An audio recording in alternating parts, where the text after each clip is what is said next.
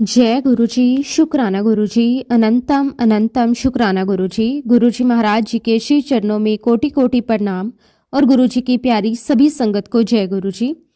संगत जी, गुरुजी सिर्फ एक नाम नहीं बल्कि विश्वास की वह शक्ति है जो टूटे हुए दिलों को जोड़ देती है, बुझती हुई आशाओं में नई रोशनी भर देती है और असंभव को भी संभव कर दिखाती है। जब गुरुजी किसी को अपनी शरण में ले लेते हैं तो उसके जीवन की दिशा ही बदल जाती है। दुख, रोग, भय, संकट अपने आप दूर होने लगते हैं क्योंकि गुरुजी की कृपा वहां पहरा देने लगती है। अनेकों संगत के जीवन में गुरुजी ने ऐसे ऐसे चमत्कार किए हैं जिन्हें शब्दों में बांधना बहुत मुश्किल है। संगत जी, आज का सत्संग भी बहुत ही सुंदर, बहुत ही प्यारा सत्संग है। गुरुजी महाराज जी के बहुत ही प्यारे और ब्लेस्ड और पुरानी संगत किट्टू अंकल का सत्संग है। तो चलिए संगत जी, पूरे श्रद्धा भाव के साथ इस सत्संग को शुरू करते हैं। जय गुरुजी, शुक्राना गुरुजी, अनंतम अनंतम शुक्राना गुरुजी। संगत जी, सबसे पहले गुरुजी महाराज जी के पावन चरण कमलों में मेरा कोटि कोटि नमन और गुरुजी महाराज जी की समस्त प्रिय संगत को मेरा सादर प्रणाम। जय गुरुजी, शुक्राना गुरुजी, अनंतम अनंतम शुक्राना गुरुजी। संगत जी, आज इस पावन अवसर पर मैं गुरुजी महाराज जी का हृदय से, आत्मा से, मन से बहुत बहुत शुक्राना करता हूँ कि गुरुजी महाराज जी ने मुझे ये अमूल्य अवसर प्रदान किया कि मैं अपनी जीवन यात्रा, अपनी साधना, अपने अनुभव और अपनी सीख आप सभी के साथ साझा कर सकूं। सच कहूं तो ये मेरा नहीं बल्कि गुरुजी महाराज जी की असीम कृपा का परिणाम है। आज मैं यहाँ खड़ा होकर आपसे अपने मन की बात कह पा रहा हूँ। शुक्राना गुरुजी महाराज, आपका अनंतम अनंतम शुक्राना। गुरुजी, आपने मुझे काबिल समझा, मुझे यह अवसर दिया, इसी के लिए मैं आपका सदा ऋणी रहूंगा। अगर मैं अपनी जिंदगी को पीछे मुड़कर देखता हूं तो लगता है जैसे दो अलग अलग जीवन जिए हों। एक वो जीवन जो गुरुजी महाराज जी के चरणों में आने से पहले था, अशांत, उलझा हुआ, भटका हुआ, और दूसरा वह जीवन जो गुरुजी महाराज जी की शरण में आने के बाद शुरू हुआ, शांत, संतुलित और आशा से भरा हुआ। संगत जी, मेरी लाइफ में समस्याओं की कोई कमी नहीं थी। परेशानियां एक के बाद एक आती रहती थी। मन में डर, चिंता और असुरक्षा का भाव हमेशा बना रहता था। कई बार ऐसा लगता था कि अब आगे रास्ता नहीं है, लेकिन संगत जी, गुरुजी महाराज जी ने मेरे सभी दुखों को धीरे धीरे अपने ही तरीके से दूर किया। मुझे एक नया जीवन दिया, एक ऐसी जिंदगी जिसमें विश्वास था, धैर्य था और सबसे बढ़कर गुरुजी महाराज जी का साथ था। अगर हम संगत जी अपने पुराने जीवन को देखें, उस समय को याद करें जब हम गुरुजी महाराज जी से नहीं जुड़े थे, तो सच में समझ आता है कि वह जीवन कैसा था। हम निंदा करते थे, चुगली में उलझे रहते थे, एक दूसरे की कमियां गिनाते रहते थे, मन अशांत रहता था और सच कहूं तो हम इधर से उधर भटकते रहते थे। बिना दिशा के, बिना उद्देश्य के। बाहर से सब ठीक दिखता था, लेकिन अंदर एक खालीपन था, एक बेचैनी थी। लेकिन संगत जी, जैसे ही गुरुजी महाराज जी के चरणों में आने का सौभाग्य मिला, वैसे ही जीवन की तस्वीर बदलने लगी। धीरे धीरे सोच बदली, नजरिया बदला और फिर पूरा जीवन ही बदल गया। गुरुजी महाराज जी ने हमें सिखाया कि सच्चा सुख बाहर नहीं, भीतर होता है, और जब भीतर गुरुजी का वास हो जाए तो बाहर की हर समस्या छोटी लगने लगती है। संगत जी, मैं सन 1999 में गुरुजी महाराज जी के साथ जुड़ चुका था। वह वही समय था जब गुरुजी महाराज जी ने मेरा हाथ थामा, भले ही उस समय मुझे इसका पूरा एहसास ना हो। संगत जी, मैं गुरुजी महाराज जी के पास उतनी फ्रीक्वेंसी से नहीं जाता था। कभी काम में व्यस्त, कभी परिस्थितियां और कभी मन की उलझन। कई कारण थे। असल बात ये थी संगत जी कि उस समय मेरे हालात बहुत खराब चल रहे थे। मेरा समय अच्छा नहीं था, हर तरफ से दबाव था, मन भारी रहता था। दरअसल संगत जी, मेरा इलेक्ट्रॉनिक्स का बिजनेस था और साथ ही एक रेस्टोरेंट भी चलाता था। मैंने बहुत मेहनत से ये सब कुछ खड़ा किया था और अपने बिजनेस में काफी सारा पैसा भी इन्वेस्ट किया था। मुझे पूरा भरोसा था कि ये मेहनत रंग लाएगी। लेकिन संगत जी, शायद गुरुजी महाराज मुझे कुछ और सिखाना चाहते थे। मैंने बिजनेस कुछ गलत लोगों के साथ कर लिया। उस समय अनुभव की कमी थी, भरोसा ज्यादा था और समझ कम, जिसका खामियाजा मुझे भुगतना पड़ा। धीरे धीरे बिजनेस में लॉस होना शुरू हो गया। एक एक करके चीजें हाथ से निकलने लगी। जो पैसा मैंने बड़े अरमानों से लगाया था वो डूबने लगा। हालात यहाँ तक पहुंच गए कि मेरा बहुत सारा पैसा बिजनेस में फंस गया। दिन रात चिंता सताती थी कि अब क्या होगा, कैसे संभालूंगा। और सच बताऊं तो संगत जी, लगभग करोड़ों रुपए बिजनेस में डूब चुके थे। ये सब सहना आसान नहीं था। मैंने अपने बिजनेस में काफी सारा पैसा इन्वेस्ट कर दिया था। उस समय मुझे पूरा भरोसा था कि मेहनत, ईमानदारी और लगन से किया गया काम कभी व्यर्थ नहीं जाता। लेकिन संगत जी, शायद ये सब मेरे कर्मों का फल था, या फिर गुरुजी महाराज जी की कोई बड़ी योजना जो उस समय मेरी समझ से परे थी। मैंने जो बिजनेस किया था वो कुछ ऐसे लोगों के साथ कर लिया जिनकी नीयत साफ नहीं थी। उस समय हमें उनकी सच्चाई का अंदाजा नहीं था, भरोसा ज्यादा था लेकिन सतर्कता बहुत कम थी। इसी का खामियाजा संगत जी मुझे भुगतना पड़ा। धीरे धीरे मेरे बिजनेस में लॉस होना शुरू हो गया। पहले थोड़ा थोड़ा नुकसान हुआ, फिर वह नुकसान बढ़ता ही चला गया। जो पैसा मैंने वर्षों की मेहनत से दिन रात एक करके कमाया था, वह धीरे धीरे बिजनेस में डूबता चला गया। एक समय ऐसा आ गया कि मेरा काफी सारा पैसा फंस चुका था, और सच कहूं संगत जी तो लगभग करोड़ों रुपए मेरे बिजनेस में डूब चुके थे। यह सब देखना और सहना मेरे लिए बहुत ज्यादा मुश्किल हो गया था। रातों की नींद उड़ चुकी थी, दिन भर चिंता मन को खाए जाती थी। उसी समय संगत जी मेरे बच्चे अपनी पढ़ाई में आगे बढ़ रहे थे। किसी का इंजीनियरिंग में एडमिशन हो चुका था तो किसी का मेडिकल में। एक पिता होने के नाते मैंने बड़े सपने बुने थे। मैंने सोचा था कि जो पैसा मैं बिजनेस में लगा रहा हूं उसका कोई ना कोई बेनिफिट आगे चलकर मेरे बच्चों के भविष्य में काम आएगा। मैंने ये भी सोचा था कि मैं अपने बच्चों को कभी किसी चीज की कमी महसूस नहीं होने दूंगा। लेकिन संगत जी, इलेक्ट्रॉनिक्स का जो मेरा बिजनेस किया था उसमें हमारा पैसा एक ऐसे सप्लायर के पास फंस गया जिसके पास से वह पैसा वापस आना लगभग नामुमकिन ही था। हमने हर संभव कोशिश की, फोन किए, मिलने गए, गुजारिशें की, लेकिन कोई नतीजा नहीं निकला। समय बीतता चला गया और हालात और भी ज्यादा बिगड़ते चले गए। मैं यहाँ ये भी बताना चाहता हूँ संगत जी कि हमारे इलेक्ट्रॉनिक बिजनेस में हम कुल मिलाकर लगभग 400 से 500 सदस्य थे। और संगत जी हम सब बहुत ज्यादा निराश हो गए थे। हर किसी का बहुत सारा पैसा लगा हुआ था। सबकी उम्मीदें उसी पैसे से जुड़ी हुई थी। जब पैसा नहीं आया तो हर चेहरे पर मायूसी साफ दिखाई देने लगी। तब संगत जी मैंने अपने मन को संभालते हुए सबके सामने कहा कि हमारे पास गुरुजी महाराज हैं। मैंने कहा कि मुझे पूरा यकीन है जब गुरुजी महाराज की कृपा हमारे ऊपर रहेगी तो हम सब लोग इस मुश्किल से जरूर बाहर आएंगे। ये मेरे शब्द नहीं थे बल्कि मेरे दिल की आवाज थी जो मुझे गुरुजी महाराज जी पर अटूट विश्वास के कारण मिल रही थी। अब इधर संगत जी जो पैसा फंस गया था उसका हमने बहुत इंतजार किया। कई महीने बीत गए, फिर महीने सालों में बदलते चले गए, लेकिन संगत जी वह पैसा वापस नहीं आया। हर बीतते दिन के साथ हमारी उम्मीदें कमजोर होती चली गई। इसी पैसे की रिकवरी ना होने के कारण मैं अपने बच्चों का एडमिशन तक नहीं करा सका। एक पिता के लिए इससे बड़ा दुख और क्या हो सकता है जब वह अपने बच्चों के सपने अपनी आंखों के सामने टूटते हुए देखे। संगत जी, जब हर तरफ से मैं हताश और निराश हो गया, मुझे ऐसा लगने लगा जैसे मेरी जिंदगी में अब कोई रास्ता बचा ही नहीं है। चारों तरफ अंधेरा ही अंधेरा दिखाई दे रहा था। ना कोई सहारा, ना कोई उम्मीद, ना कोई ऐसा इंसान जिससे मैं दिल खोलकर अपनी परेशानी कह सकूं। मन के अंदर डर, घबराहट, बेचैनी और असहायता का ऐसा तूफान चल रहा था कि रातों की नींद उड़ चुकी थी। दिन भर यही सोचता रहता था कि अब आगे क्या होगा, कैसे होगा। क्या सच में मेरा सब कुछ खत्म हो चुका है? हर तरफ से बंद रास्ते दिखाई दे रहे थे। बिजनेस में फंसा हुआ पैसा, ऊपर से लोगों की बातें, ताने और निराश करने वाले शब्द मेरे दिल को और तोड़ते जा रहे थे। कई बार तो ऐसा भी हुआ कि मैं खुद से ही सवाल करने लगा, क्या मैंने कोई बहुत बड़ी गलती कर दी? क्या मैं इस लायक नहीं था कि भगवान मेरी सुनते? तब संगत जी मैं गुरुजी महाराज जी के चरणों में बैठा। जब कोई रास्ता नहीं दिखता, जब इंसान पूरी तरह टूट जाता है, तब वह सिर्फ अपने गुरु के चरणों में ही सुकून पाता है। मैं भी बिल्कुल उसी हालात में था। आंखों में आंसू थे, दिल में दर्द था और मन पूरी तरह से थक चुका था। मैंने गुरुजी महाराज जी के सामने सिर झुका दिया और पूरी श्रद्धा के साथ उनसे अरदास करी। मैंने उनसे कहा कि गुरुजी, अब सब कुछ आपके हाथ में है। मुझसे अब और सहा नहीं जा रहा। अगर कोई रास्ता है तो वही दिखाइए, और अगर नहीं है तो मुझे इसे सहने की शक्ति दे दीजिए। और आप बिलीव नहीं करोगे संगत जी, जैसे ही मैंने दिल से अरदास करी, उसी पल मुझे अपने अंदर से एक आवाज सुनाई दी। वह कोई साधारण आवाज नहीं थी, वह आवाज मेरे दिल तक उतर गई। मुझे साफ साफ महसूस हुआ कि यह मेरे गुरुजी महाराज जी की आवाज है। मुझे ऐसा लगा जैसे गुरुजी मुझसे बात कर रहे हो। उन्होंने कहा, घबराता क्यों है? सब कुछ तो तेरे हाथ में ही है। उन शब्दों ने मेरे अंदर एक अलग ही हलचल पैदा कर दी। मैं सोचने लगा कि गुरुजी ऐसा क्यों कह रहे हैं? मेरे हाथ में क्या है?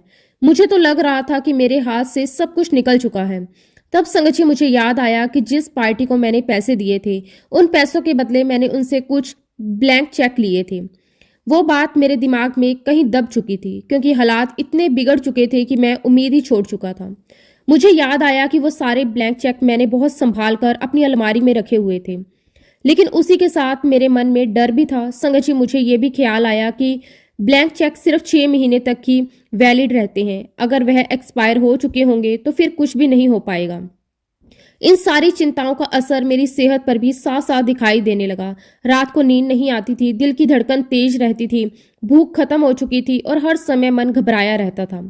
एक दिन की बात है संगत जी, सुबह का समय था। मैंने रोज की तरह गुरुजी महाराज जी के चरणों में अरदास करी, जोत जलाई, पूरे मन से उनका मंत्र जाप किया और फिर शांत होकर बैठ गया। उस समय मेरे मन में कोई भी चालाकी या योजना नहीं थी, बस एक भावना थी, गुरुजी जो सही समझे वही करें।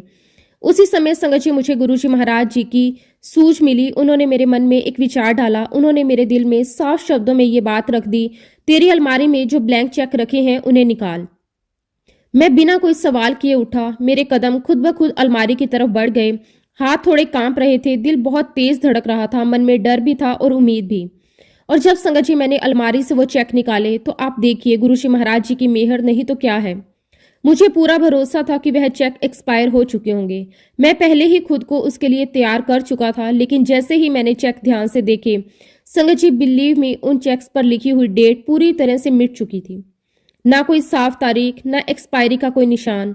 उस पल मेरे मन में उम्मीद की एक तेज किरण जाग उठी। ऐसा लगा जैसे अंधेरे कमरे में अचानक रोशनी आ गई हो। मुझे पूरा भरोसा हो गया कि यह सब गुरुजी की ही कृपा है। मैंने तुरंत अपने ब्रदर से बात की, जो खुद एक सीए है। मैंने उन्हें सारी बात विस्तार से बताई। उन्होंने चेक देखकर कहा, तुम बिल्कुल सेफ हो, इसमें घबराने की कोई बात नहीं है। उसके बाद मैंने बाकी मेंबर से भी बात करी। सबका यही कहना था कि उन्हें ऐसे कोई चेक कभी मिले ही नहीं है। खैर संगत जी, मैंने वो ब्लैंक चेक लगा दिए। चेक बाउंस होकर वापस आ गए और जैसे ही चेक बाउंस हुए, मैंने बिना देर किए केस फाइल कर दिया। केस फाइल होने के बाद 1 महीने का समय मिला। उस 1 महीने में सामने वाली पार्टी के पास कोर्ट का नोटिस गया, लेकिन संगत जी, उन्होंने वो नोटिस लेने से साफ मना कर दिया। नोटिस वापस रिटर्न आ गया।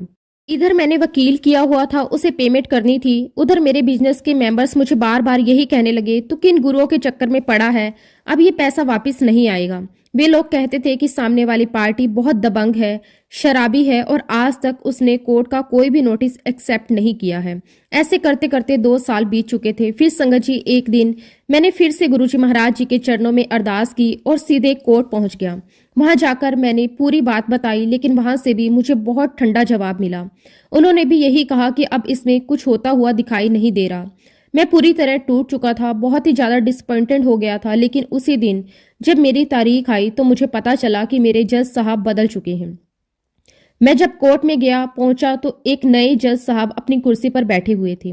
मैं हर बार की तरह उस दिन भी अपने गले में गुरुजी का लॉकेट पहनकर गया था और सिर पर गुरुद्वारे का निहंग बांधा हुआ था। जब मेरी बारी आई तो मेरी आवाज लगाई गई। मैं जज साहब के सामने गया। उन्होंने मुझे ध्यान से देखा और मुझसे पूछा, आप किसको मानते हो? मैंने बिना एक पल सोचे तुरंत जवाब दिया, मैं तो अपने गुरु को मानता हूँ। तो जज साहब ने मुझसे पूछा कि कौन गुरुजी? तो मैंने कहा कि जलंधर वाले, भाटी माइंस वाले, या फिर आप उनको डुगरी वाले भी बोल सकते हो। जैसे ही मैंने ये नाम लिया, संगत जी, जज साहब के चेहरे पर एक हल्की सी मुस्कान आ गई। ऐसा लगा जैसे वह नाम उनके लिए बिल्कुल अनजान नहीं था। उन्होंने बहुत शांति और सादगी से मेरी बात सुनी और फिर बड़े ही स्नेह से मुझसे कहा कि चलो, बहुत अच्छी बात है। उस पल मुझे अंदर से एक अजीब सी तसल्ली मिली। ऐसा लगा मानो खुद गुरुजी मेरे साथ कोर्ट में मौजूद हों और हर शब्द में मेरा सहारा बन रहे हों। फिर जज साहब ने मुझे बहुत ही पोलाइट और सम्मान के साथ कहा कि आप अपनी पूरी बात कोर्ट के सामने रखें, जो भी सच है बिना किसी डर के बताइए। संगत जी, उस दिन मैंने जज साहब को अपने दिल का सारा बोझ बता दिया। मैंने शुरू से लेकर अंत तक पूरा मामला विस्तार से बताया, कैसे पैसे दिए, कैसे चेक लिए, कैसे केस फाइल हुआ, कैसे नोटिस वापस आया, कैसे मैं सालों से इस लड़ाई को लड़ता चला जा रहा हूँ। सच कहूँ संगत जी, ऐसा मेरे साथ पहली बार हो रहा था कि कोर्ट में मेरी बात को इतनी शांति, धैर्य और ध्यान से सुना जा रहा था।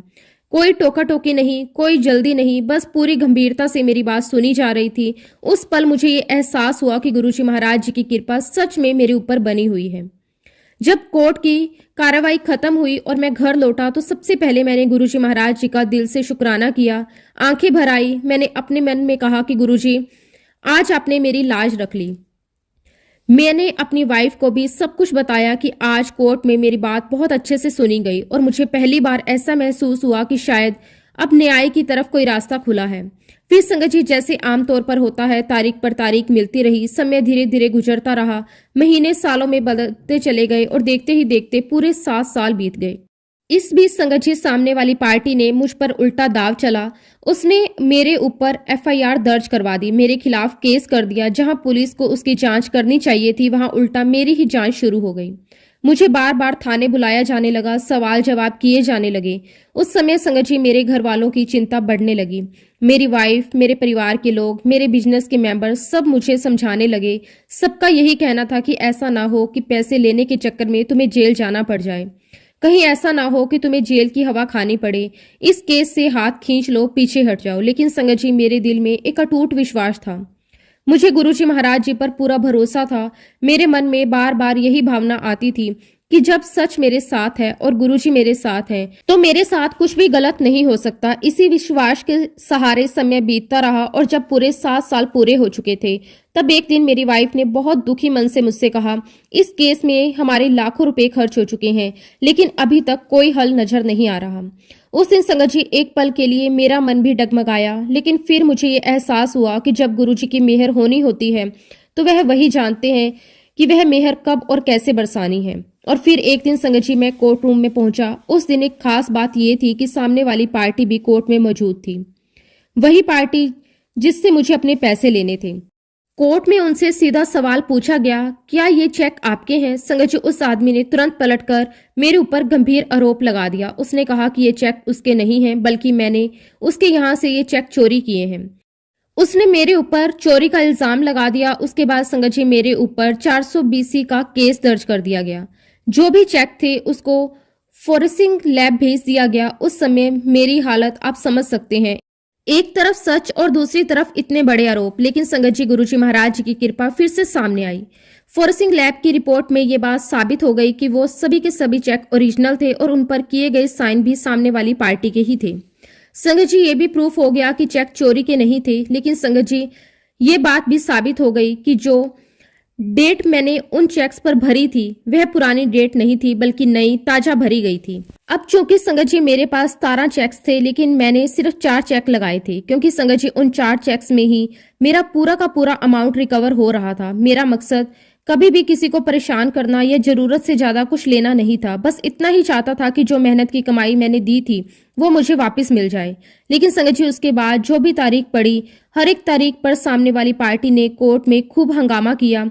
कभी कुछ नया झूठा आरोप और कभी नई नई कहानियां, कभी कोर्ट की कार्रवाई को भटकाने की कोशिश। उनका बस एक ही मकसद था कि केस को लंबा खींचना और मुझे मानसिक रूप से तोड़ देना।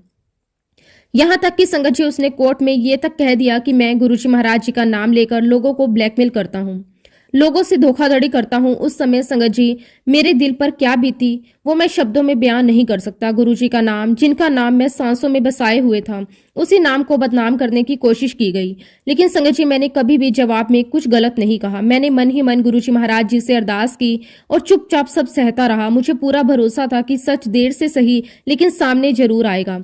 और देखिए संगत जी, मैंने ये केस साल 1999 में लगाया था। समय बीतता गया, साल दर साल गुजरते चले गए, लेकिन 2007 से पहले ही गुरुजी महाराज जी की ऐसी मेहर हुई कि मेरा पूरा का पूरा पैसा सामने वाली पार्टी ने मुझे वापस दे दिया। संगत जी, ये कोई मामूली बात नहीं थी। जिस केस को लोग नामुमकिन मान रहे थे, जिस केस के लिए सब कह रहे थे कि इसमें कुछ भी नहीं मिलने वाला, उसी केस में गुरुजी महाराज जी ने मुझे पूरी तरह से विजय दिलाई। और संगत जी, गुरुजी महाराज जी की सबसे बड़ी मेहर ये थी कि हमारे पूरे ग्रुप में करीब 400 से 500 मेंबर थे, लेकिन संगत जी सिर्फ मेरा ही पैसा वापस आया, बाकी सबका पैसा वहीं फंसा रह गया। हालांकि संगत जी, मुझे कुछ इंटरेस्ट का नुकसान जरूर हुआ, लेकिन वह नुकसान मेरे लिए कुछ भी नहीं था, क्योंकि जो मूल रकम थी, जो मेरी मेहनत की कमाई थी, वो गुरुजी महाराज जी ने मुझे पूरी तरह वापस दिलवा दी। मुझे अपने बाकी सभी मेंबर्स के लिए बहुत दुख होता है कि उनका पैसा उन्हें वापस नहीं मिला, लेकिन संगत जी, ये मैं पूरे विश्वास से कह सकता हूँ कि जो कुछ भी हुआ उसमें गुरुजी महाराज जी की एक विशेष कृपा मेरे ऊपर थी। गुरुजी महाराज जी की कृपा मुझ पर, मेरे पूरे परिवार पर हमेशा बनी रही। गुरुजी के आशीर्वाद से मेरे बच्चों की शिक्षा पूरी हुई। गुरुजी की मेहर से मैंने अपने बच्चों की शादियां अच्छे से की। हर मोड़ पर गुरुजी ने मेरा हाथ थामे रखा। मैं गुरुजी महाराज जी का दिल से, आत्मा से पूरे मन से बहुत बहुत शुक्राना करता हूँ। गुरुजी महाराज, आपका अनंतम अनंतम शुक्राना। जो कुछ भी मेरा खत्म हो चुका था, जो मैं हार चुका था, वो सब आपने अपनी मेहर से मुझे वापस दिलाया। आपने मेरे पूरे परिवार को ब्लेस किया, आपने मुझे इज्जत दी, आपने मुझे टूटने नहीं दिया। आज भी संगत जी, गुरुजी महाराज जी की कृपा, उनकी मेहर मेरे पूरे परिवार पर निरंतर बरस रही है। दिन प्रतिदिन मेरा गुरुजी महाराज जी के प्रति जो प्यार है, जो लगाव है, जो श्रद्धा है, वो लगातार बढ़ती जा रही है। अब संगत जी, मैं आपके साथ एक और सत्संग शेयर करता हूँ। एक बार की बात है संगत जी, मैं बहुत बड़ी परेशानी से गुजर रहा था, लेकिन जब तक वह परेशानी चलती रही, मैं गुरुजी के सत्संग नियमित रूप से अटेंड करता रहा, उनके दरबार जाता रहा। मैं लगभग रोज ही सत्संग जाता था, अपनी सेवा देता था। मन में यही भावना रखता था कि चाहे हालात कैसे भी हों, गुरुजी का नामन कभी नहीं छोड़ना। एक बार की बात है संगत जी, मैं गुरुजी के दरबार में था। मेरे पास अचानक एक फोन आया। जैसे ही मैंने फोन रिसीव किया, सामने मुझे जय गुरुजी सुनाई दिया। आगे से मैंने भी जय गुरुजी कहा तो सामने से अंकल ने बड़े ही प्रेम से कहा, किट्टू अंकल, आप तो रोज दरबार में आते हो। उनकी आवाज में अपनापन, सादगी थी। ऐसा लग रहा था जैसे वह मुझे बहुत समय से जानते हों। फिर वह कहने लगे कि अंकल, आपके लिए एक छोटी सी सेवा है। संगत जी, जैसे ही उन्होंने सेवा शब्द कहा, मेरे रोंगटे खड़े हो गए। मेरे मन में तुरंत यही भाव आया कि यह कोई साधारण बात नहीं है। मैंने उनसे बहुत विनम्रता से कहा कि अंकल, मैं आपको पहचानता नहीं हूँ और ना ही जानता हूँ कि आप कौन हैं, लेकिन अगर गुरुजी महाराज मुझे कोई सेवा दे रहे हैं तो मैं अपनी पूरी कोशिश करूंगा कि मैं सेवा से कभी पीछे ना हटूं। तब संगत जी, उन अंकल ने मुझे बताया कि आपको खानपुर गांव से एक बच्चे को लाना है और उसे बड़े मंदिर में ले जाकर माथा टिकवाना है। ये सुनकर मैं एक पल के लिए चुप हो गया। मेरे दिल में थोड़ी घबराहट भी थी और साथ ही ये भावना भी कि ये सेवा गुरुजी ने खुद चुनी है। और फिर संगत जी, दरबार में कुछ आंटियों को साथ लेकर खानपुर गांव की तरफ निकल पड़ा। रास्ते भर मेरे मन में यही चल रहा था कि गुरुजी ने ये सेवा मुझे क्यों दी, उस बच्चे के जीवन में क्या लिखा है, मुझे किस तरह इस सेवा को निभाना है। जब हम उस गांव में पहुंचे और उस परिवार के घर में गए, संगत जी, उनकी हालत देखकर मुझसे देखा नहीं गया। घर की हालत बहुत खराब थी, गरीबी साफ झलक रही थी। वहां बुजुर्ग माता पिता थे जिनके चेहरे पर चिंता, डर और बेबसी साफ दिखाई दे रही थी। मैंने उनके पास जाकर बहुत सादगी से कहा, मेरे पास आपके घर से जुड़ा एक फोन आया था, उसी सिलसिले में मैं आया हूँ। ये सुनते ही वो दोनों बहुत घबरा गए। उन्होंने तुरंत कहा, नहीं जी, हमने तो कोई आपको फोन नहीं किया, हमें तो कुछ पता ही नहीं। संगत जी, मुझे भी अजीब लगा। मैंने सोचा कि कहीं कोई गलतफहमी तो नहीं हो गई। मैंने उसी नंबर पर दोबारा फोन लगाया जिससे मुझे कॉल आई थी। संगत जी, आप बिलीव नहीं करेंगे, उस नंबर पर कोई भी रिंग नहीं जा रही थी, ना कॉल लग रही थी, ना कोई जवाब। मैंने कई बार ट्राई किया लेकिन फोन बिल्कुल बंद था, जैसे वो नंबर कभी था ही नहीं। उस पल मुझे अंदर से ये एहसास हो गया, ये सब गुरुजी महाराज जी की लीला है। फिर संगत जी, मैंने उन बुजुर्ग माता पिता से बहुत प्यार से पूछा, क्या आपके परिवार में कोई बच्चा बीमार है? और बस संगत जी, इतना पूछते ही वो दोनों माता पिता फूट फूट कर रोने लगे। उन्होंने रोते हुए कहा कि हाँ जी, हमारा ही बच्चा बहुत बीमार है, उसे कैंसर हो गया है। मैंने उनसे बच्चे की उम्र पूछी। उन्होंने बताया, हमारे बच्चे की उम्र 25 साल है। जब मैंने उसे देखा संगत जी, वह बिस्तर पर लेटा हुआ था, शरीर बिल्कुल कमजोर हो चुका था, आंखों में दर्द था, लेकिन फिर भी एक मासूम सी चमक थी। और सबसे बड़ी विडंबना देखिए संगत जी, वह 5 बहनों का इकलौता भाई था, पूरा परिवार उसी पर टिका हुआ था। उस पल मेरा दिल अंदर से कांप गया। मैंने मन ही मन गुरुजी महाराज जी से अरदास करी और फिर संगत जी, मैंने पूरे परिवार को गुरुजी महाराज जी के बारे में बताया। मैंने उन्हें गुरुजी के सत्संग सुनाए। मैंने उन्हें बताया कि गुरुजी कैसे अपने बच्चों की रक्षा करते हैं। लेकिन संगत जी, उस परिवार को मुझ पर पूरा कॉन्फिडेंस नहीं था। उनका विश्वास डगमगाया हुआ था। उन्होंने यकीन नहीं हो रहा था कि उनके बच्चे के साथ भी कोई चमत्कार हो सकता है। और फिर संगत जी, जो सेवा मुझे मिली थी, मैंने उसे पूरे मन से निभाया। मैं हर गुरुवार उस बच्चे को लेकर जाता, उसे बड़े मंदिर ले जाता, गुरुजी महाराज जी के सामने माथा टिकवाता। मैंने उस बच्चे को दरबार में बिठाया, गुरुजी महाराज जी का जल प्रसाद पिलाया। थोड़ी देर में गुरुजी की चाय प्रसाद आई और फिर लंगर प्रसाद के समय उसे लंगर भी करवाया। उस बच्चे के चेहरे पर एक अलग ही शांति थी। उसे दरबार में बहुत अच्छा लगता था। हालांकि संगत जी, उसके शरीर में इतनी ताकत नहीं थी कि वो खुद उठ सके या चल सके। हम 2 लोग उसे पकड़कर लाते और ले जाते थे। फिर संगत जी, लंगर प्रसाद के बाद हम उसे वापस उसके गांव खानपुर छोड़ आते थे। मैं अपने घर लौट आता था। और संगत जी, ये गुरुजी महाराज जी का मुझे आदेश था, जब तक वह बच्चा ठीक नहीं हो जाता, मुझे उस बच्चे को गुरुजी महाराज जी के दरबार में लाना था, उनके दर्शन करवाने थे, उनके चरणों में माथा टिकवाना था। और इसी आदेश के अनुसार संगत जी, मैं हर गुरुवार और सोमवार उस बच्चे को बड़े मंदिर लेकर जाता रहा, चाहे मौसम कैसा भी हो, चाहे शरीर कितना भी थका हुआ क्यों ना हो, लेकिन दिल में एक ही बात रहती थी, ये सेवा गुरुजी ने मुझे दी हुई है, इसे पूरी श्रद्धा से निभाना है। संगत जी कहते हैं ना, जब हम 1 मिनट के लिए भी गुरुजी महाराज जी का ध्यान सच्चे दिल से लगा लें, जब हम पूरे विश्वास के साथ उन्हें याद कर लें, तो उनकी मेहर बरसने लगती है। और ठीक यही बात उस बच्चे के साथ भी हुई। जब मैं उसे पहली बार गुरुजी महाराज जी के दरबार में लेकर आया, संगत जी उस बच्चे ने केवल 3 मिनट गुरुजी महाराज जी का ध्यान किया। ना कोई बड़ी अरदास, ना कोई भारी शब्द, बस एक सच्चा मन और टूटा हुआ दिल। संगत जी उन 3 मिनटों के भीतर ही उस बच्चे को ये एहसास हो गया कि वह इस दरबार से बिल्कुल ठीक होकर जाएगा। उसके चेहरे पर जो शांति और भरोसा दिखाई दिया, वह शब्दों में बयान नहीं किया जा सकता। ऐसा लग रहा था जैसे किसी ने उसके अंदर बैठे डर को बाहर निकाल दिया हो। खैर संगत जी, ये सिलसिला यूं ही चलता रहा। दिन महीने में बदलते चले गए और देखते ही देखते 1 साल बीत चुका था। आप यकीन मानिए संगत जी, इस 1 साल के भीतर उस बच्चे में बहुत सारे बदलाव साफ दिखाई देने लगे थे। जहां पहले कमजोरी थी, वहां थोड़ी ताकत आने लगी। जहां पहले मायूसी थी, अब उसमें उम्मीद दिखने लगी। जहां पहले चुप्पी थी, अब हल्की सी मुस्कान नजर आने लगी। मैंने उस बच्चे से भी कहा कि बेटा, दवाइयां अपना काम करेंगी और गुरुजी महाराज अपनी मेहर से उन दवाइयों में ताकत भर देंगे। मैंने उसे समझाया कि इलाज और विश्वास दोनों साथ चलेंगे। उस बच्चे के माता पिता ने मुझे बताया, अंकल जी, हमारा बेटा बीटेक है, एमबीए किया हुआ है, लेकिन इस बीमारी ने हमारे बेटे को अंदर से तोड़ दिया है। ये सुनकर मेरा दिल भर आया। मैंने उन्हें बहुत हिम्मत दी। मैंने उनसे कहा कि आप बस गुरुजी महाराज जी पर पूरा भरोसा रखें, सब कुछ अच्छा होगा। गुरुजी कभी अपने बच्चों को अकेला नहीं छोड़ते। संगत जी, यहाँ मैं आपको एक बहुत ही जरूरी बात बताना चाहता हूँ। उस परिवार में दूर दूर तक कोई भी गुरुजी महाराज जी को नहीं मानता था। ना घर में कोई तस्वीर, ना कोई सत्संग, ना कोई श्रद्धा की परंपरा। ये माता पिता भी गुरुजी महाराज जी के बारे में कभी कभी कुछ बातें सुन लेते थे, कुछ पर विश्वास करते थे, कुछ को यूं ही नजरअंदाज कर देते थे। लेकिन जब इंसान बिल्कुल टूट जाता है, तब वह आखिरी सहारा पकड़ता है और वही सहारा उनके जीवन में गुरुजी महाराज बने। खैर संगत जी, मैं अपनी सेवा करता रहा, हर सोमवार, हर गुरुवार, नियमित रूप से, और देखते ही देखते 2 साल गुजर गए। इस पूरे समय के दौरान मेरी ये सेवा निरंतर चलती रही। और वैसे भी संगत जी, मेरा पूरा परिवार इंडिया से बाहर रहता था। इंडिया में उस समय सिर्फ मैं और मेरे गुरुजी महाराज ही रहते थे। इसलिए मुझे इस बात की कोई चिंता तो नहीं थी कि घर में मेरा कोई इंतजार कर रहा होगा। मेरा मन पूरी तरह निश्चिंत था। न किसी की जल्दी, न किसी का दबाव। मेरे लिए उस समय सिर्फ एक ही सच था, गुरुजी महाराज जी की सेवा। और संगत जी, मैंने पूरे मन, पूरी श्रद्धा और पूरी लगन के साथ अपनी सेवा निभाई। ना थकान का ख्याल, ना समय का हिसाब, बस यही सोच रहती थी कि गुरुजी महाराज जी ने मुझे चुना है तो मुझे अपना 100% देना है। फिर संगत जी, तारीख थी 21 अक्टूबर 2012 का दिन, रविवार। उस दिन का हर एक पल आज भी मेरे दिल में बिल्कुल ताजा है। मैं सुबह उस बच्चे को उसके गांव खानपुर से लेने गया। हम दोनों जीके मंदिर सत्संग के लिए निकले।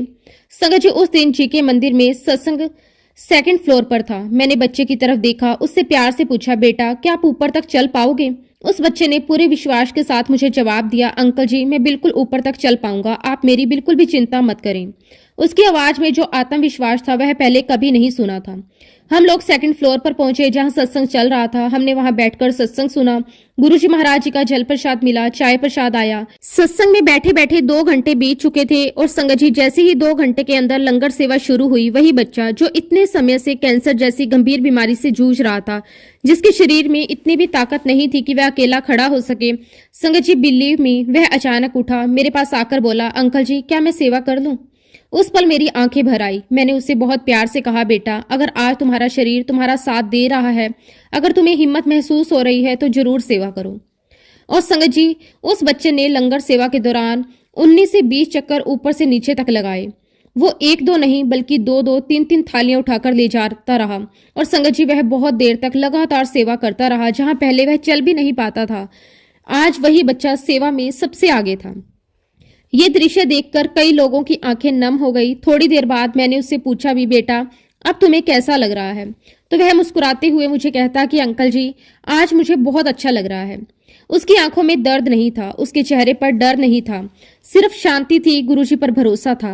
और फिर संगत जी, सत्संग खत्म होने के बाद हम उस बच्चे को उसके गांव खानपुर छोड़कर आए। वहां से संगत जी जो अंकल मेरे साथ थे, हमें एक और सत्संग अटेंड करना था, वे उस सत्संग के लिए निकल गए। करीब शाम 7 बजे जब हम वहां से फ्री हुए तो हम सीधे वहां से करोल बाग के लिए निकल पड़े। करोल बाग में संगत जी एक और सत्संग होने वाला था जिसका टाइम था रात 8 बजे से रात 10 बजे तक। उस समय पर सत्संग में पहुंच गए, लेकिन संगत जी जिन आंटी के घर पर वो सत्संग हो रहा था उनका मूड कुछ ठीक नहीं लग रहा था। वह मेरे पास आई, थोड़े चिड़चिड़े अंदाज में कहने लगी, अंकल ये सत्संग कब तक चलेगा? मैंने बहुत शांति से उन्हें बताया कि आंटी सत्संग की टाइमिंग 8 से 10 बजे तक है, लेकिन अक्सर 11-12 बज ही जाती है। ये सुनते संगत जी उन आंटी का मूड और ज्यादा खराब हो गया। वह झुंझलाकर कहने लगी, मैं और मेरे हस्बैंड, हमारा परिवार तो गुरुजी को नहीं मानता है, लेकिन जो हमारी बहू है वो गुरुजी को मानती है और उसे अभी यहाँ आए हुए मुश्किल से 2 या 3 दिन ही हुए हैं और आते ही उसने गुरुजी महाराज जी का सत्संग रख लिया। आंटी ये बात कहते हुए थोड़ी झुंझला रही थी, जैसे उनके मन में ये बात बैठी ही ना हो कि सत्संग उनके घर क्यों रखा गया। उनके चेहरे पर असंतोष साफ दिखाई दे रहा था। संगत जी मैंने जब आंटी की ये बात सुनी तो मेरे मन में बिल्कुल उल्टा भाव आया। मैंने बहुत प्यार और शांति से उनसे कहा कि आंटी, इससे बड़ी भाग्य वाली बात और क्या हो सकती है? आपके घर में ऐसी बेटी आई है जो गुरुजी महाराज जी की संगत है। उसके कदम पड़ते ही आपके घर में गुरुजी महाराज जी का सत्संग हो गया। ये तो बहुत बड़ा सौभाग्य है। लेकिन संगत जी आंटी का मन अभी भी नहीं बदला। वह तुरंत मुझे कहने लगी, भाई मैं और मेरा पूरा परिवार तो बांके बिहारी जी को मानता है। तब संगत जी मैंने और भी विनम्रता से उनसे कहा कि आंटी जी, सभी ईश्वर एक ही हैं, नाम अलग अलग हो सकते हैं, रूप अलग अलग हो सकते हैं, लेकिन शक्ति तो एक ही है। लेकिन संगत जी आंटी की बेचैनी साफ दिख रही थी। वह बार बार यही चाह रही थी कि किसी भी तरह ये सत्संग जल्दी से जल्दी खत्म हो जाए। उनका ध्यान सत्संग की भावना में नहीं था बल्कि समय पर था, असुविधा पर था, मन की नाराजगी पर था। अब संगत जी जैसे ही सत्संग समाप्त हुआ, लंगर की पहली थाली डली ही थी, उसी समय संगत जी आंटी के घर के दरवाजे पर जोर से नोक हुआ। आंटी उठी, गुस्से से दरवाजा खोला, लेकिन संगत जी दरवाजे के बाहर कोई भी नहीं था। क्योंकि संगत जी आंटी के मन में वैसे भी श्रद्धा का भाव नहीं था, वह और भी ज्यादा झुंझला गई। गुस्से में कहने लगी, देखो रात के समय लोगों के दरवाजे खटखटाते हैं, इन भिखारियों को चैन ही नहीं है। संगत जी ये बात सुनकर मुझे बहुत बुरा लगा। मेरे मन को बहुत ज्यादा ठेस पहुंची, क्योंकि वह घर जहां अभी अभी गुरुजी महाराज जी का सत्संग हुआ था, वहां इस तरह की बातें सुनना मुझे बिल्कुल अच्छा नहीं लगा। मैं चुप नहीं रह पाया। मैं आंटी के पास गया और बहुत गंभीर स्वर में उनसे कहा, आंटी जब से सत्संग शुरू हुआ है आप लगातार कुछ न कुछ बोलती जा रही हैं। क्या आपको ये भी पता है कि आपके घर में ये सत्संग क्यों हुआ है? फिर मैंने पूरे विश्वास के साथ उनसे कहा, अरे आंटी, ये तो बहुत किस्मत वाली बात है कि आपके घर में गुरुजी महाराज जी का सत्संग हुआ है। फिर भी संगत जी वह आंटी मुझे कहने लगी कि हाँ ठीक है, लेकिन हम तो नहीं मानते गुरुजी को। ये बात उन्होंने ऐसे अंदाज में कही जैसे ये चर्चा वही खत्म करना चाहती हो। उनके चेहरे पर ना तो श्रद्धा थी, ना जिज्ञासा, बल्कि एक तरह की झुंझलाहट और बेचैनी साफ दिखाई दे रही थी। इतना कहकर वह आंटी वहां से खिसक ली, जैसे उन्हें इस सत्संग से कोई लेना देना ही ना हो। फिर संगत जी मैंने उनकी बहू को अपने पास बुलाया। मैंने बहुत शांति से उससे पूछा, बेटा आपकी मम्मी जी तो बिल्कुल नहीं मानती गुरुजी को। वो बेटी बहुत सादगी से बोली, हाँ अंकल जी वो नहीं मानती, लेकिन मैं मानती हूँ गुरुजी को। उनकी आंखों में श्रद्धा थी, भरोसा था और थोड़ा डर भी था कि कहीं घर में कोई अनबन ना हो जाए। मैंने उस बेटी को बहुत प्यार से समझाया। मैंने उससे कहा कि बेटा हमें नहीं पता कि इस वक्त गुरुजी महाराज किस रूप में हमें दर्शन दे जाएं, इसलिए घर आए हर इंसान का बहुत प्यार और आदर से स्वागत करना चाहिए। गुरुजी कभी भी किसी भी रूप में हमारे दरवाजे पर आ सकते हैं। और संगत जी ये बात कहे अभी मुझे थोड़ी ही देर हुई थी कि दरवाजे पर दोबारा जोर से नोक हुआ। इस बार संगत जी आंटी खुद नहीं उठी, उन्होंने अपने हस्बैंड यानी कि अंकल को भेज दिया, जाओ दरवाजा खोलो। संगत जी अंकल उठकर गए। उनके चेहरे पर कोई भाव नहीं था। उन्होंने दरवाजा खोला, लेकिन बाहर कोई भी नहीं था। अब संगत जी अंकल को बहुत गुस्सा आ गया। उन्होंने झुंझलाकर दरवाजा बहुत जोर से बंद किया, इतनी जोर से कि उसकी आवाज अंदर पूरे कमरे तक गूंज गई। ये देखकर मेरा मन बहुत दुखी हुआ। मैं तुरंत आंटी के पास गया, उनसे कहा कि आंटी जी आप लोग ये क्या कर रहे हो, इतनी जोर जोर से दरवाजा बंद कर रहे हो। मैं उनसे आगे कहा, मैं नोटिस कर रहा हूँ कि यहाँ सत्संग में इतने बड़े बड़े बुजुर्ग आए हुए हैं, कम से कम आप उन्हें तो शांति से सत्संग सुनने दीजिए। संगत जी उस घर में उस समय कम से कम 150 से ज्यादा लोग मौजूद थे। बुजुर्ग माताएं, बुजुर्ग पिताजी श्रद्धा से बैठे हुए सत्संग सुन रहे थे, लेकिन इन सब के बावजूद आंटी का मन अशांति बना हुआ था। तब वह आंटी मुझे थोड़ा ऊंची आवाज में कहने लगी, अंकल आप ही बताइए, अगर घर में कोर्ट कचहरी का मामला चल रहा हो तो क्या आपके गुरुजी के सत्संग से वो ठीक हो जाएगा? संगत जी ये सवाल उन्होंने ताने के रूप में किया था, लेकिन मैंने बहुत शांति और विश्वास के साथ जवाब दिया। मैंने कहा कि आंटी जी कोर्ट कचहरी की बात तो छोड़ दीजिए, गुरुजी महाराज जी के आशीर्वाद से वह चीजें भी हो सकती हैं जिनकी इंसान कभी कल्पना भी नहीं कर सकता। मेरे शब्दों में कोई बहस नहीं थी। सिर्फ अनुभव और विश्वास था। तब संगत जी वो आंटी थोड़ी देर चुप रही, फिर उन्होंने मुझे देखा और थोड़ा नरम पड़ते हुए कहा, तो फिर बताइए अंकल, हम क्या करें। ये पहला पल था जब उनके स्वर में सवाल था, तना हुआ विरोध नहीं। और तभी मैंने उनसे बहुत सरल शब्दों में कहा कि आंटी जी, बस गुरुजी महाराज जी से अरदास करें, सच्चे भाव के साथ अब अरदास करो। संगत जी वह जो घर था वह बहुत बड़ी हवेली था। उस घर पर केस चल रहा था। संगत जी उस आंटी ने उस घर के लिए मन्नत मांगी थी। वह हवेली देखने में बहुत भव्य थी, ऊंचे ऊंचे दरवाजे, बड़ा सा आंगन, चारों तरफ कमरे ही कमरे, लेकिन उस घर के अंदर शांति बिल्कुल नहीं थी।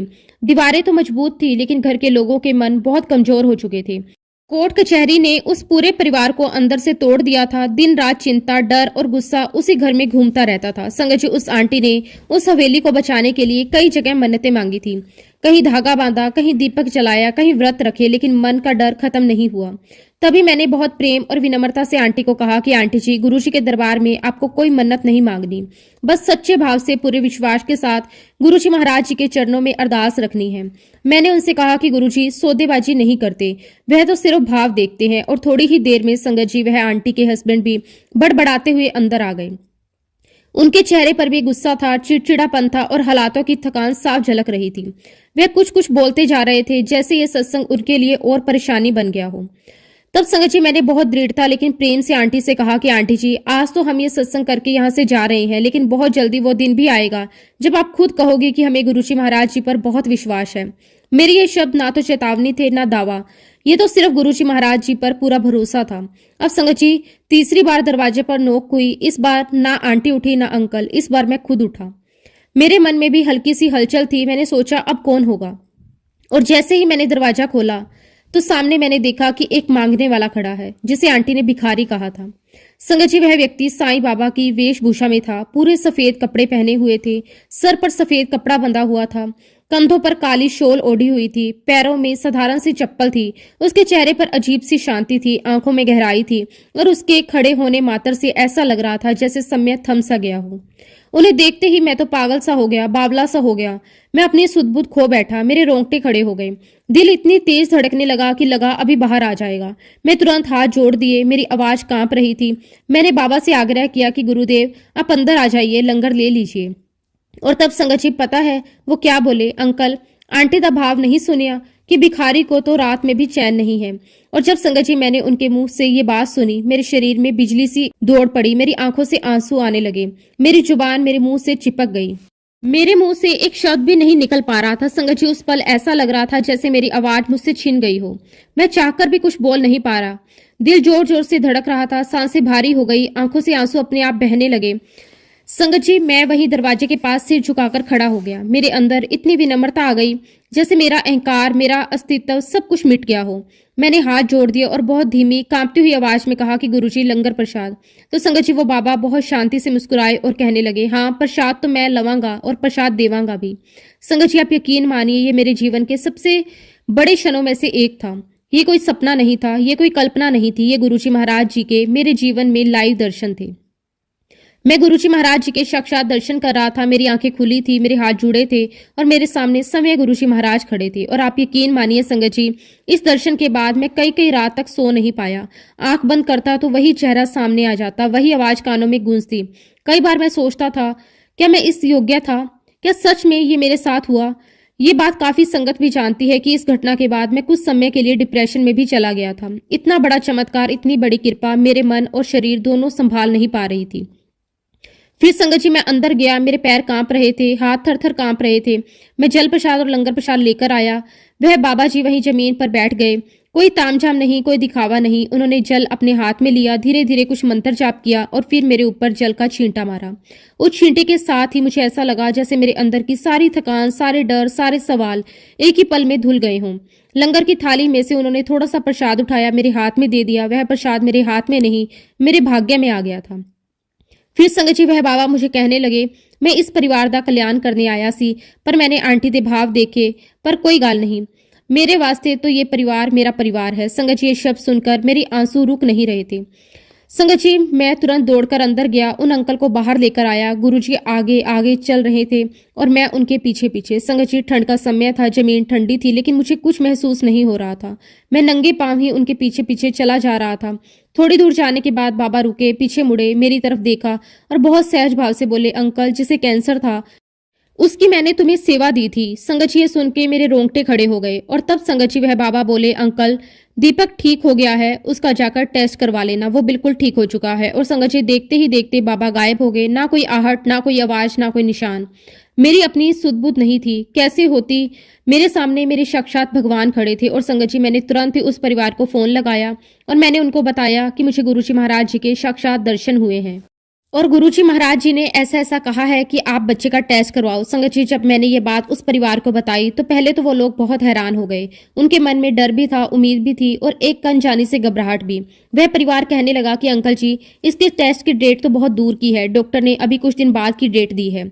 फिर भी उन्होंने गुरुजी महाराज की बात को टाला नहीं। उन्होंने कहा कि अगर गुरुजी ने कहा है तो हम टेस्ट जरूर करवाएंगे। जब परिवार ने उस बच्चे का टेस्ट करवाया तो गुरुजी महाराज जी की उस बच्चे पर पहले ही कृपा हो चुकी थी। डॉक्टर की रिपोर्ट आई और डॉक्टर खुद हैरान रह गए। वह बच्चा बिल्कुल ठीक हो गया। कैंसर का नामो निशान नहीं था।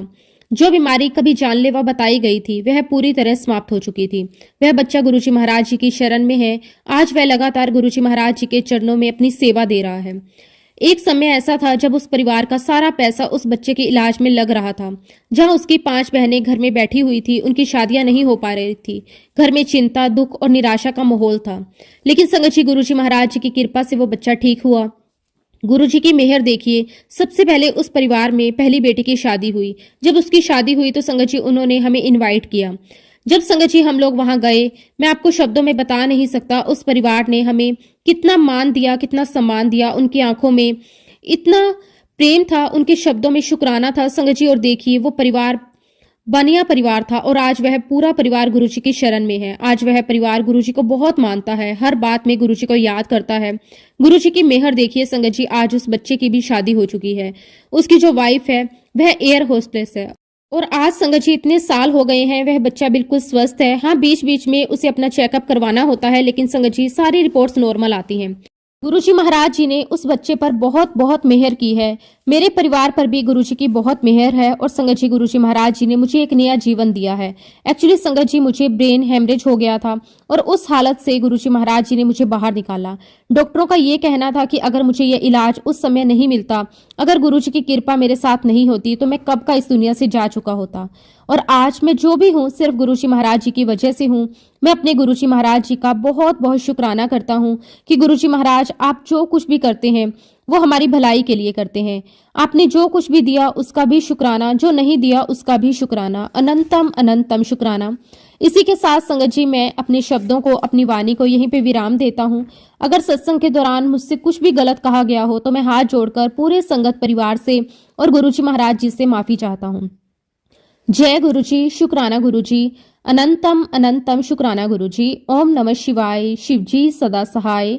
ओम नमः शिवाय, गुरुजी सदा सहाय। जय गुरुजी, शुक्राना गुरुजी, अनंतम अनंतम शुक्राना गुरुजी।